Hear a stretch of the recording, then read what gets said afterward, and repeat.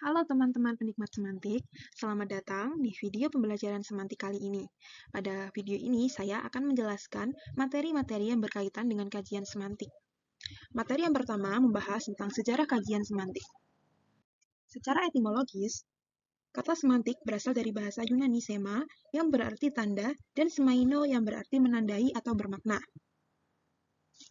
Semantik merupakan cabang linguistik yang mempelajari makna dan menjadi salah satu pilar ilmu bahasa bersama fonologi serta tata bahasa. Perkembangan semantik diawali oleh pemikiran para filsuf seperti Plato dan Aristoteles, Reisig, Zalbrell, Ferdinand de Saussure, Edward Sapir, Leonard Bloomfield, Charles Hockett Gleason, Kenneth Pike Hayakawa, Cyril Catt dan Jerry Fodor, hingga Chomsky. Dalam perkembangannya, semantik mengalami 3 fase utama, yaitu fase bawah tanah atau underground period yang masih berupa gagasan awal, fase pertumbuhan yang ditandai oleh kajian historis Michel Brel, serta fase modern yang dipelopori oleh Gustav Stern melalui penelitian empiris tentang makna dan perubahan makna dalam bahasa.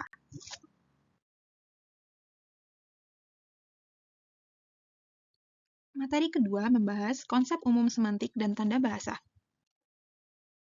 Dalam sejarah pemikiran bahasa, Plato beranggapan bahwa hubungan antara bentuk kata dan makna memiliki keterkaitan alami. Sebaliknya, Aristoteles menyatakan bahwa hubungan tersebut bersifat konvensional atau berdasarkan kesepakatan masyarakat. Gagasan ini kemudian dikembangkan oleh Ferdinand de Saussure melalui teori tanda bahasa yang terdiri atas 2 unsur, yaitu signifian atau penanda dan signify atau petanda. Penanda merupakan bentuk fisik berupa bunyi atau tulisan, sedangkan petanda adalah konsep atau makna yang ada dalam pikiran manusia. Adaptasi istilah secara internasional.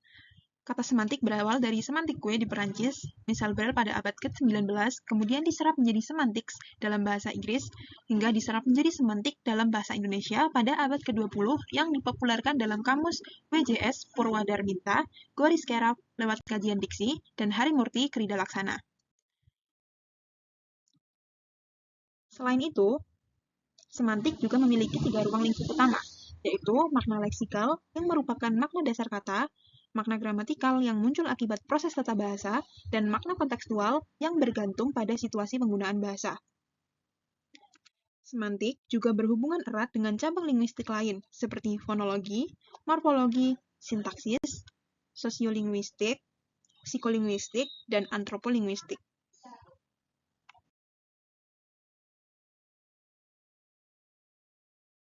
Selanjutnya, materi ketiga menjelaskan jenis-jenis aliran semantik.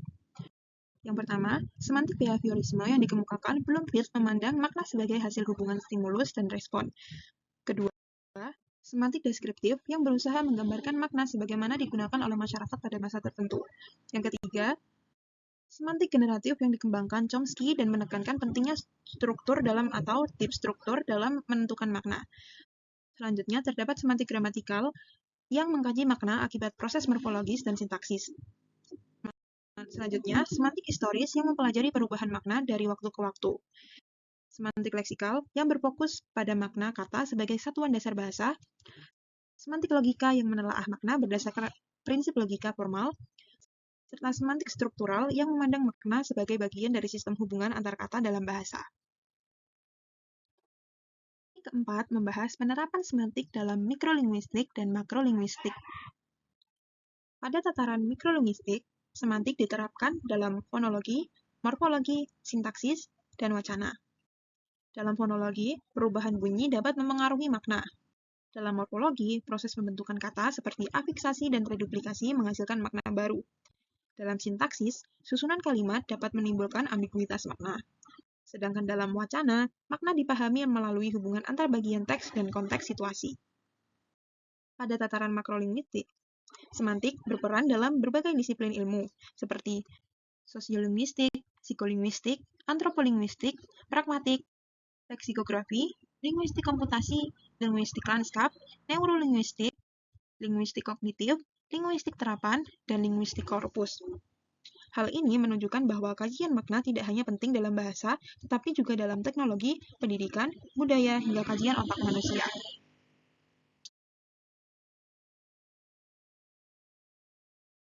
Materi kelima membahas konsep umum makna dan aspek-aspek makna.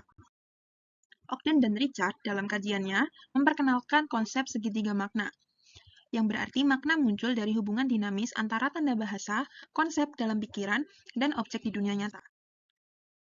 Dalam struktur makna tersendiri terdapat dua unsur utama, yaitu informasi dan maksud. Informasi merupakan pesan yang tersurat dan dapat dipahami secara langsung, sedangkan maksud merupakan pesan tersirat yang perlu ditafsirkan. Selanjutnya adalah beberapa ahli memperkenalkan konsep-konsep makna. Ferdinand de Saussure dengan signify dan signifian, Ogden dan Richard dengan segitiga maknanya, Geoff Hillich dengan makna konseptual, makna konotatif, dan makna afektifnya. Selanjutnya, komponen makna terdiri atas 4.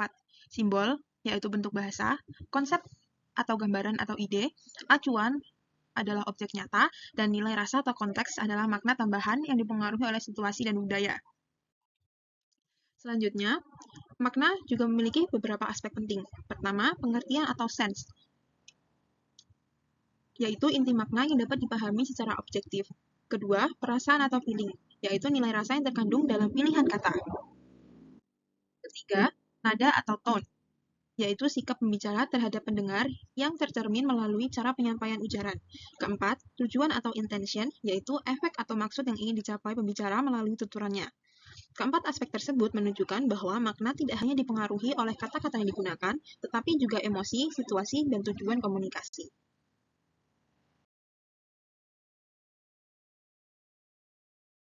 Materi ke-6 membahas jenis-jenis makna. Dalam semantik, makna tidak hanya terdiri atas satu jenis, melainkan memiliki banyak variasi berdasarkan sudut pandang yang digunakan.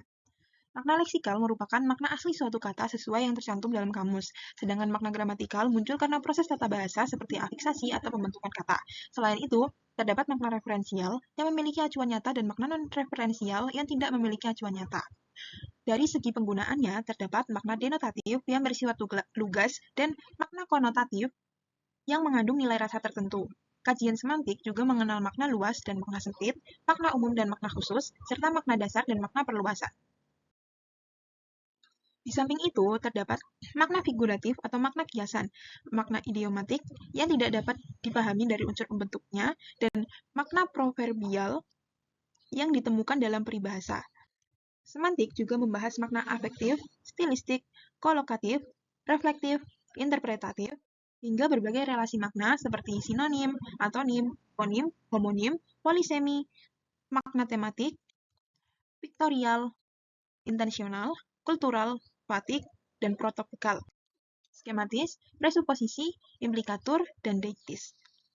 Banyaknya jenis makna ini menunjukkan bahwa pemahaman terhadap bahasa tidak hanya bergantung pada kata itu sendiri, tetapi juga dipengaruhi oleh konteks budaya dan tujuan komunikasi.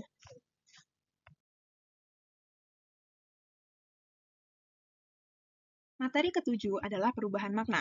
Perubahan makna merupakan gejala kebahasaan yang terjadi ketika arti suatu kata mengalami pergeseran dari makna sebelumnya. Pada masa pramodern, perubahan makna sering dianggap sebagai penyimpangan bahasa. Namun sejak abad ke-19 dan abad ke-20, para ahli mulai memahami bahwa perubahan makna merupakan bagian alami dari perkembangan bahasa. Perubahan makna dapat disebabkan oleh faktor internal seperti intonasi, afiksasi, reduplikasi, komposisi, dan struktur gramatikal. Selain itu, terdapat faktor eksternal seperti perkembangan ilmu pengetahuan dan teknologi, perubahan sosial budaya, faktor psikologis, kebutuhan asosiasi masyarakat, bidang penggunaan bahasa, serta kondisi geografis. Akibatnya, makna bisa mengalami berbagai perubahan jenis, seperti perluasan makna atau generalisasi, penyempitan makna atau spesialisasi, penghalusan makna atau ameliorisasi, pengasaran makna peorasi, dan pertukaran makna, serta asosiasi. Oleh karena itu, makna bahasa selalu bersifat dinamis dan mengikuti perkembangan kehidupan masyarakat penuturnya.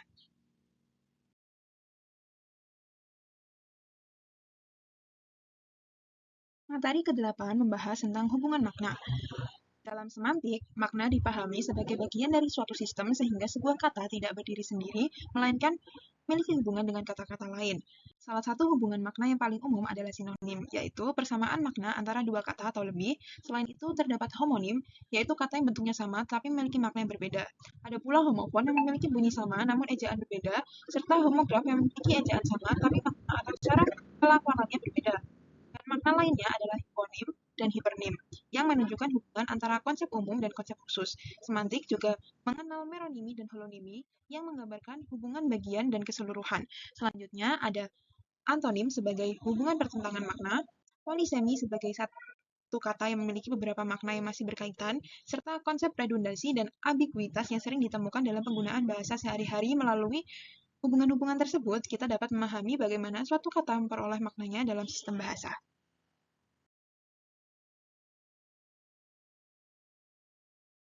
Materi ke-9 adalah prinsip hubungan makna. Prinsip pertama adalah prinsip tumpang tindih atau overlap, yaitu ketika beberapa kata memiliki wilayah makna yang saling beririsan sehingga tampak hampir sama, seperti kata pintar, cerdas, dan pandai. Prinsip kedua adalah prinsip inklusi atau inclusion, yaitu hubungan antara konsep yang lebih luas dengan konsep yang lebih khusus, seperti hubungan antara kata hewan dengan kucing, anjing, dan burung. Prinsip ketiga adalah prinsip komplementer, yaitu hubungan makna yang saling melengkapi melalui pertentangan mutlak, seperti hidup dan mati atau benar dan salah. Prinsip terakhir adalah prinsip bersinggungan, yaitu ketika dua konsep memiliki sebagian wilayah makna yang sama, tetapi tetap mempunyai ciri khas masing-masing. Keempat prinsip ini membantu kita memahami pola hubungan makna yang terdapat dalam kosakata suatu bahasa.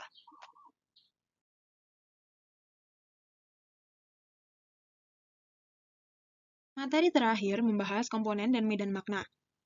Setiap kata memiliki hubungan dengan kata lain berdasarkan kesamaan fungsi, kategori, dan ciri-ciri semantisnya. Hubungan tersebut membentuk apa yang disebut medan makna atau semantic field, yaitu kelompok kata yang berada dalam satu bidang makna tertentu. Medan makna sangat dipengaruhi oleh budaya dan pengalaman masyarakat penuturnya. Dalam kajian medan makna terdapat hubungan paradigmatik, yaitu hubungan antara kata-kata yang dapat saling menggantikan dalam posisi yang sama, serta hubungan sintagmatik, yaitu hubungan antara kata-kata yang sering muncul bersama dalam suatu rangkaian ujaran. Selain itu, analisis semantik juga menggunakan konsep komponen makna, yaitu pemecahan makna suatu kata ke dalam unsur-unsur yang lebih kecil untuk mengetahui persamaan dan perbedaannya dengan kata lain. Komponen makna juga terbagi atas dua jenis, yaitu komponen bersama dan komponen pembeda. Proses ini dilakukan melalui penamaan, pemarafrasean, pendefinisian, dan pengklasifikasian sehingga makna dapat dipahami secara lebih rinci dan sistematis.